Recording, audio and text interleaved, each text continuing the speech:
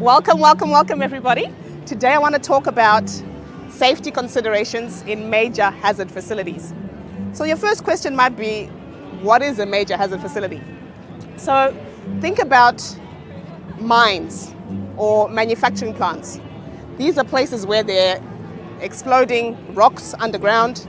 They've got heavy equipment like drills, blasts, trucks. And in manufacturing plants, they've got, like we heard the lady before, she was talking about biodiesel, generators, turbines,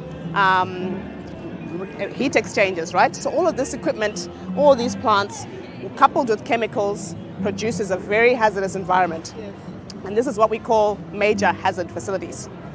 And what we do is we employ people like engineers, safety professionals, to maintain safety in the workplace.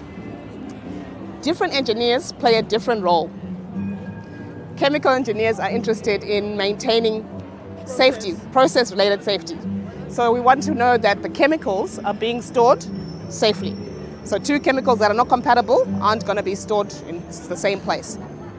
Additionally, we want to make sure that when these processes are running properly, everything is good. But when they're not running properly, something may leak. Yeah. How can we protect ourselves from the leaks? What's going to happen is it's going to become a gas and impact our surrounding environments. Or even a biological hazard. Biological hazard. So it's very important for us to consider these safety things.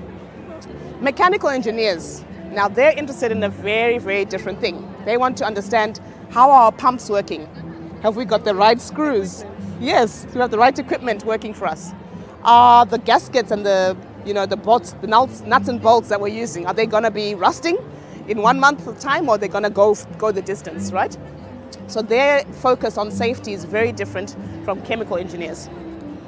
Let's talk about environmental engineers. So environmental engineers, they might be concerned if we've got a leak, what's going to happen to that process? What's going to happen to that water? Is that going to go into our water and make it poisonous, right?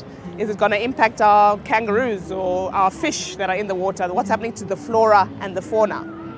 These are some of the considerations that people look after day to day in their lives. Let's look at electrical engineers. What is the electrical engineer's role in a major hazard facility? They are probably going to look at things like power surges. How do you maintain safe access to power? They're testing every time they touch a plug. Yep. Making sure all the wiring is accurate, making sure that these leads are not in the way for people to slip and trip, right? And then additionally, we've got people who are walking around and just looking. So sometimes in our everyday life, we're just in our own little bubble. We may not notice hazards that are around us. So you need people to be walking around.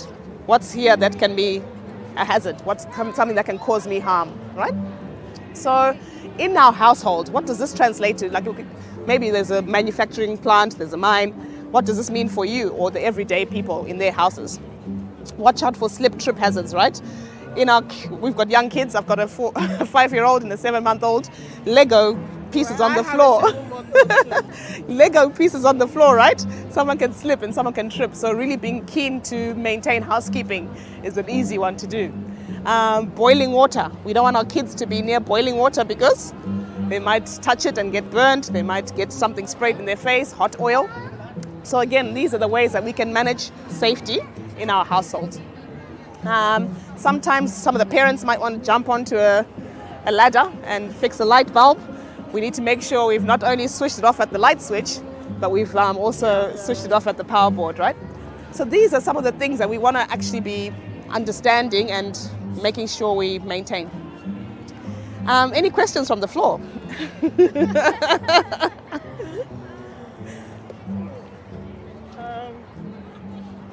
How do you prevent human errors when it comes to hazards?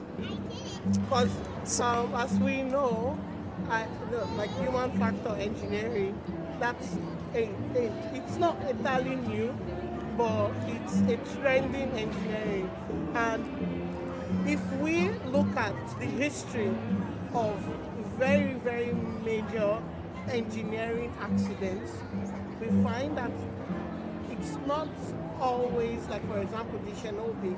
Yes. It's not always, I mean, the after effect is like maybe a chemical hazard or an electrical hazard. But most times, the beginning of the problem is a human factor hazard. Yes. You bring up a very good point. And so, as engineers, what we really try to do from the design phase, from the start of the whole project, before we've even really started to run anything, is to think about what could go wrong. How can we actually design out any issues at the front end? So how can we use materials that are compatible right from the start, right from the get-go? How can we make the equipment test and check temperatures and check when something has leaked, so that we're not relying on a human to go and be always on top of it. You raised Chernobyl. That's a really good example of a TV show which shows us a real disaster, right? And they're sitting there in the control room. A few buttons weren't pressed when it was time for, when the beep, beep, beep, they're signaling that there's something that's gone out of specification. There's something that's not in the normal range. And usually that means someone should go have a look.